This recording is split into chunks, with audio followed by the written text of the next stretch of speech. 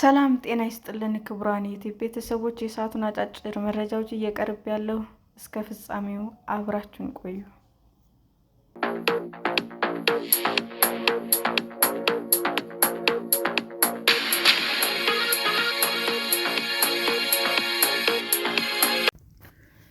ኤርትራ ኢጋድ የተጣለበትን ኃላፊነት አልተወጣም በሚል ከአባልነት ወጣች። የኤርትራ መንግስት ራሱን ከምስራቅ አፍሪካ የልማት በየነ መንግስት ባለስልጣን ወይም ኢጋድ አባልነት ማስወጣቱን ባወጣው መግለጫ ይፋ አደረገ። የኤርትራ ማስታወቂያ ሚኒስቴር ዛሬ ታህሳስ 3 2018 ዓ.ም ባወጣው መግለጫ ኤርትራ ከድርጅቱ ለመውጣት መወሰኗን ለኢጋድ ዋና ጸሐፊ በይፋ ማሳወቋን ገልጿል። ኢጋድ ኤርትራን ከአባልነት መውጣቷን በይፋ ማሳወቋን ተከትሎ ባወጣው መግለጫ ተጨባጭ የሆኑ ተቋሚ ወይም ፖሊሲ ለውጦች ላይ ለመሳተፍ የሚያስችል ምክረ ሀሳብ ሳታቀርብ ለመውጣት መወሰኗን እንዳሳዘነው ገልጿል። ለረጅም ዓመታት ከድርጅቱ ራሷን አግልላ የቆየችው ኤርትራ ወደ ኢጋድ የተመለሰችው ከ2 ዓመት በፊት ነበረ። ኤርትራ ከአባልነት ለመውጣት የወሰነችው ኢጋድ የተጣለበትን ሕጋዊ ኃላፊነት አልተወጣም በማለት መሆኑን በመግለጫው ላይ የተጠቀሰ ሲሆን፣ በተጨማሪ ለአባላቱ ምንም ተጨባጭ ስትራቴጂክ ጥቅም ያልሰጠ ድርጅት ነው በማለት ተችተዋለች። ኢጋድ ቀጠናውን መረጋጋት ላይ ድጋፍ ማድረግ ያልቻለ ድርጅት ነው በማለት የወቀሰችው ኤርትራ በዚህ የተነሳ ራሷን ከአባልነት ለማስወጣት መወሰኗንም አስታውቃለች። ኤርትራ ከቀጠናዊ ድርጅት ኢጋድ ለመውጣት ትልቅ የሆነ ወቀሳ ከመሰንዘር ባሻገር በመግለጫዋ ላይ በይፋ ለውሳኔዋ ምክንያት የሆኑ ግልጽ ማሳያዎች አልጠቀሰችም። የምስራቅ አፍሪካ የልማት በየነ መንግስት ድርጅት ወይም ኢጋድ የተመሰረተው በ1980ዎቹ አጋማሽ ላይ በአካባቢው አጋጥሞ ለነበረው የአንበጣ ወረርሽኝና ድርቅ መፍትሔ ለመስጠት በሚል በተባበሩት መንግስታት አነሳሽነት ነበረ። ዋና መቀመጫውን ጅቡቲ ያደረገው ይህ ድርጅት ኢትዮጵያ፣ ጅቡቲ፣ ኬንያ፣ ሶማሌ፣ ሱዳን እና ኡጋንዳ የመሰረቱት ሲሆን ኤርትራና ደቡብ ሱዳን በኋላ ላይ ተቀላቅለዋል። ከዚህ ቀደም ኤርትራ ራሷን ከድርጅቱ ካገለለች በኋላ ዳግም ወደ አባልነቱ የተመለሰችው ከ16 ዓመታት በኋላ ነበረ። የኤርትራ መንግስት የዛሬውን ውሳኔ ተከትሎ የድርጅቱ አባላት ተመልሶ 7 ሆኗል።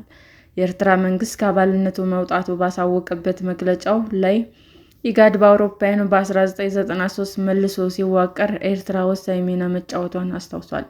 ከዚያም በኋላ ከሌሎች አባል ሀገራት ጋር በመተባበር ለለውጡና ለውጤታማነቱ መስራቷን ያስታወሰው መግለጫው፣ ይህም ለቀጠናው ሰላምና መረጋጋት ዋና አንቀሳቃሽ ሆኖ እንዲያገለግል በማድረግ ለክልላዊ ኢኮኖሚያዊ ውህደት መሰረት ጥሏል ብሏል።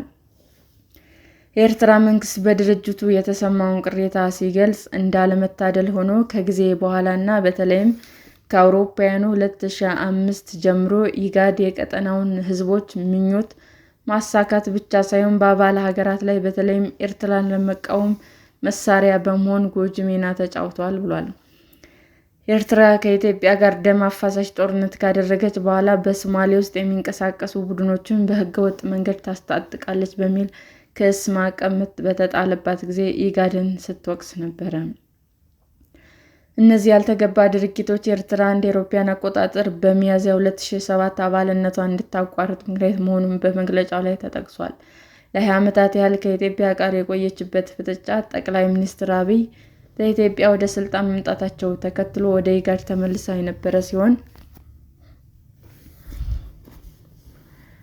ተጥሎባት የነበረው ማዕቀብም ተነስቶላት ነበረ።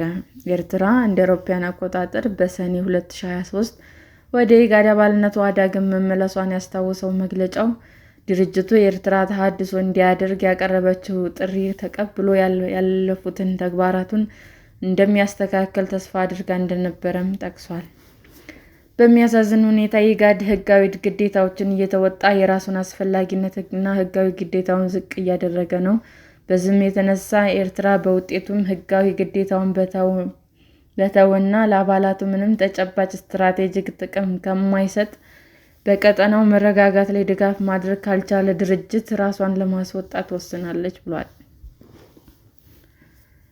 ቀጠናዊ ድርጅት ባወጣው መግለጫ ላይ አሁንም ለውይይት ክፍት መሆኑን በመግለጽ እስኪርትራይቱ የኤርትራ መንግስት ቀርቦ እንደሚያነጋግርና ከአባላት ለመውጣት ያሳለፈውን ውሳኔ ዳግም እንደሚያጤነው ጥሪ አቅርቧል። ኢጋድ ለቀጠናው ትብብር፣ ውይይትና ለአፍሪካ ቀንድ ሕዝቦች የጋራ ጥቅም ለመስራት ቁርጠኛ ነኝ ሲል በመግለጫው ላይ አስታውቋል። ይህ ቀጠናዊ ድርጅት የአካባቢ ሀገራት ትብብር ላይ የተመሰረተ ፖለቲካ መረጋጋትና የምጣኔ ሀብት እድገት እንዲገኝ የሚሰራ ነው።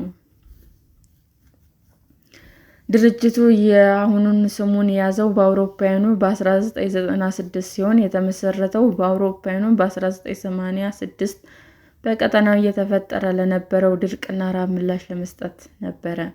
በአካባቢው በተደጋጋሚ የሚከሰት የነበረው የከፋ ድርቅ፣ ሌሎች የተፈጥሮ አደጋዎች ከፍተኛ ረሃብ ያስከተሉ ሲሆን የችግሩ መጠን ስፋት ቀጠናዊ ትብብሮች እንዲኖሩ በማስፈለጉም ነው።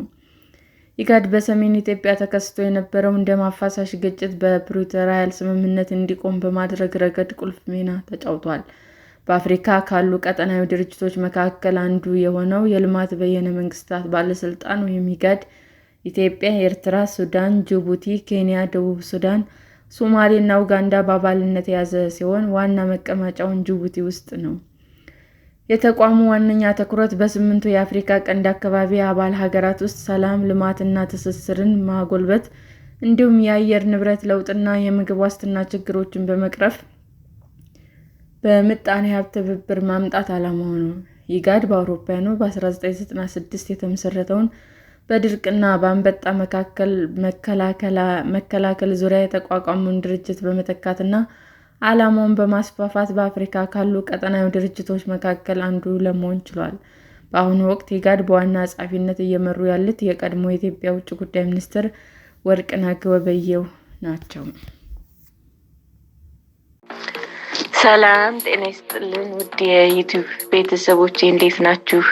አዲስ ጀማሪ ነኝና ሰብስክራይብ ያደረጋችሁ አበረታቱኝ። አመሰግናለሁ። የዩቲዩብ አድማጮቻችን ለሰዓቱ ያቀረብኩላችሁ አጫጭር መረጃዎች ይህንን ይመስል ነበር። በሌላ መረጃ እስክንገናኝ ሼር፣ ላይክ፣ ሰብስክራይብ እንዲሁም ቢቀርብልን የምትሉት መረጃ ካለ ኮሜንት እያደረጋችሁ ቸር ቆዩን።